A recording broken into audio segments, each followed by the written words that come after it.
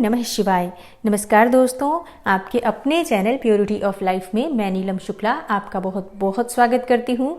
दोस्तों, प्रदोष का व्रत भगवान भोलेनाथ को प्रसन्न करने के लिए, भगवान भोलेनाथ की कृपा पाने के लिए और महादेव से मन चाहा वरदान पाने के लिए शास्त्रों में सर्वश्रेष्ठ व्रत बताया गया है। इस व्रत को धारण करके जो भी भक्त भगवान भोलेनाथ की पूजा आराधना करते हैं, प्रदोष काल में विशेष रूप से पूजा करते हैं, उनके मन की समस्त मनोकामनाएं शिव और शक्ति की कृपा से पूर्ण हो जाती हैं।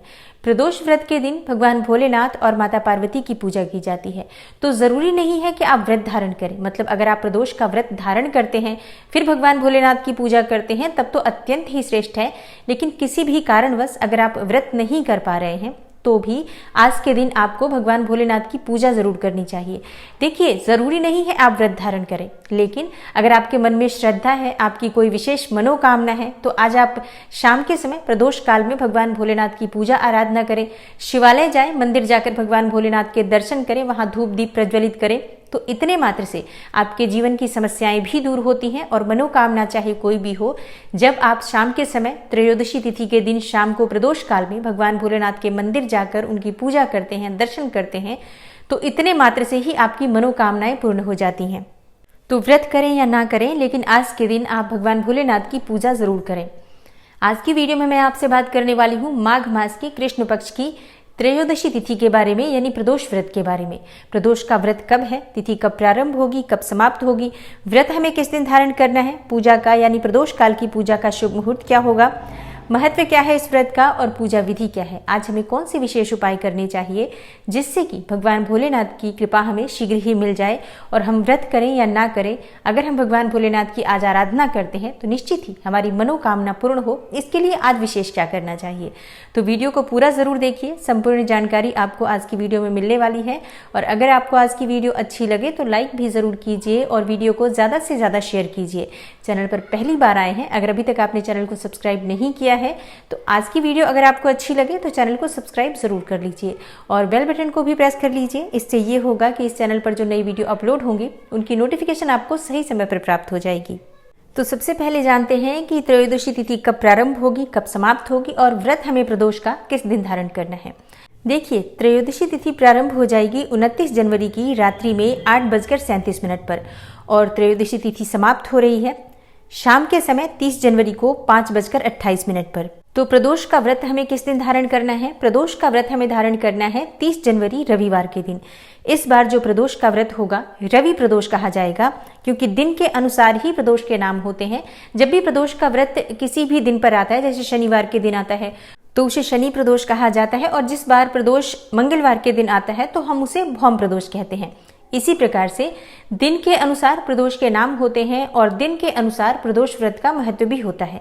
तो इस बार जो प्रदोष का व्रत है रविवार के दिन है, तो इस प्रदोष को हम रवि प्रदोष कहेंगे या सूर्य प्रदोष भी कहा जाता है। तो रवि प्रदोष का महत्व शास्त्रों में बहुत अधिक है। जिस प्रकार से शनि प्रदोष बहुत महत्वपूर्ण होता है, सोम प्रदोष बहुत अधिक महत्वपूर्ण होता है, उसी प्रकार से रवि प्रदोष का भी बहुत अधिक महत्व होता है।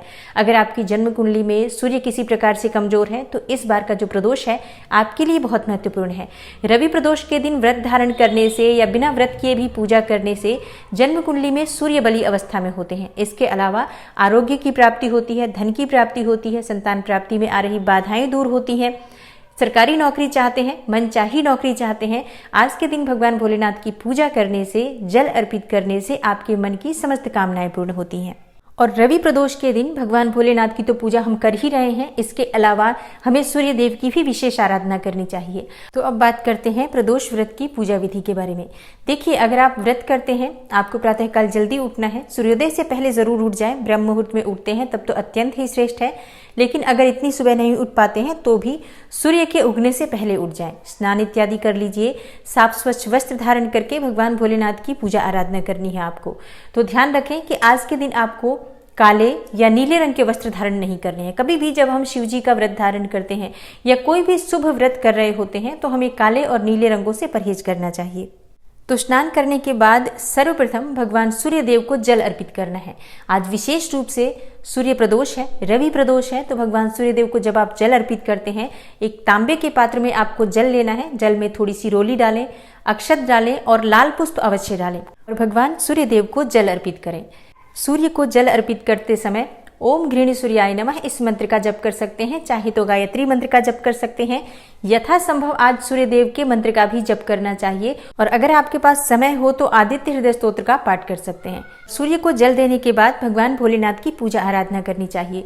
आप चाहें तो शिवालय जाकर भी पूजा कर सकते हैं, लेकिन सबसे पहले अपने घर की पूजा करनी चाहिए, उसके बाद ही मंदिर जाना चाहिए। और अगर आप प्रदोष का व्रत धारण करना चाहते हैं तो जब आप सुबह की पूजा कर रहे हैं उसी समय भगवान भोलेनाथ के सामने हाथ में जल और पुष्प लेकर व्रत का संकल्प ले लीजिए। और अगर आप किसी विशेष मनोकामना से ये व्रत धारण कर रहे हैं तो अपने मन की जो कामना है उसे भी भगवान भोलेनाथ के सामने कहें, उसे पूर्ण करने के लिए प्रार्थना करें और व्रत में जाने अनजाने कोई भी भूल चूक हो जाती है उसके लिए क्षमा प्रार्थना कर लीजिए।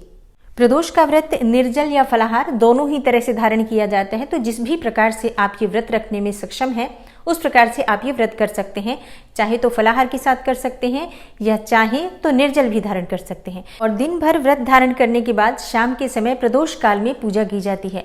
प्रदोष काल की पूजा शास्त्रों के अनुसार बहुत महत्वपूर्ण होती है। भोलेनाथ की आराधना, शिव और शक्ति की आराधना जब हम प्रदोष काल में करते हैं तो जीवन की समस्त बाधाएं दूर हो जाती हैं। कोई भी मनोकामना हो आपकी, कोई भी समस्या हो आपकी, कोई भी ऐसा संकट हो जो आप बहुत जिसकी वजह से परेशान हो, अगर आप प्रदोष काल में भगवान भोलेनाथ की पूजा आराधना करते हैं, अपनी समस्या अपनी मनोकामना उनसे कहते हैं तो वो अवश्य ही पूर्ण होती है, ऐसा शास्त्रों में कहा गया है। तो शाम के समय हो सके तो आप मंदिर जाकर, शिवालय जाकर पूजा करें। लेकिन अगर आप मंदिर नहीं जा पाते हैं तो अपने घर में भी आप भगवान भोलेनाथ की पूजा कर सकते हैं। लेकिन मंदिर जाकर शिवलिंग का अभिषेक करना विशेष रूप से बहुत श्रेष्ठ होता है। तो आज जब भगवान भोलेनाथ के मंदिर आप जाते हैं तो पंचामृत से उनका अभिषेक करें, शुद्ध जल से उनका अभिषेक करें। उनकी जो प्रिय वस्तुएं होती हैं वो सभी वस्तुएं जैसे कि भांग, धतूरा, बिल्वपत्र इत्यादि एकत्रित कर लें पहले से ही। और जरूर हमें आज के दिन पूजा में इन सभी वस्तुओं को भगवान भोलेनाथ को अर्पित करना चाहिए। मंदिर में दीपक अवश्य प्रज्वलित करना चाहिए। आप शुद्ध घी का या तिल तेल का जो भी उपलब्ध हो दीपक जरूर लेकर जाएं। दीपक प्रज्वलित करके भगवान भोलेनाथ की पूजा करें, धूप अर्पित करें वहां पर। और इसके बाद भगवान भोलेनाथ के मंत्रों का जप करें। ओम नमः शिवाय का जप कर सकते हैं, या कोई स्तोत्र आपको आता हो, शिव तांडव स्तोत्र हो या पंचाक्षर स्तोत्र आता हो या रुद्राष्टकम आता हो, जो भी मंत्र या स्तोत्र आपको उच्चारण करने में आसानी हो उस मंत्र के द्वारा भगवान भोलेनाथ की पूजा आराधना करें। और विशेषकर भगवान भोलेनाथ की कपूर से आरती जरूर करनी चाहिए। कर्पूर गौरम करुणावतारम संसार सारम भुजगेंद्रहारम सदा वसंतम हृदयारविंदे भवम भवानी सहितम नमामि। इस मंत्र के द्वारा भगवान भोलेनाथ की आरती करें। आज विशेष क्या करें जिससे कि मन की कामना पूर्ण हो। ये तो पूजा है जो आपको करनी ही है। अगर आप कोई उपाय नहीं भी करना चाहते हैं तो ये पूजा आप जरूर करें इस विधि से।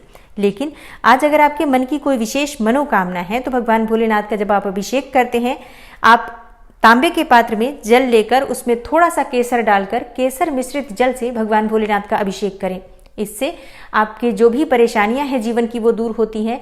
रवि प्रदोष पर अगर आप केसर मिश्रित जल से भगवान भोलेनाथ का अभिषेक करते हैं तो हर तरह की मनोकामना पूर्ण होती है। 11 या 21 बिल्व पत्र लें और सभी बिल्व पत्र पर सफेद चंदन से राम राम राम लिखें और ये जो बिल्व पत्र है भगवान भोलेनाथ पर अर्पित करें। ध्यान रखें बिल्व पत्र टूटे नहीं होने चाहिए, खंडित नहीं होने चाहिए, साफ सुथरे शुद्ध बिल्व पत्र होने चाहिए।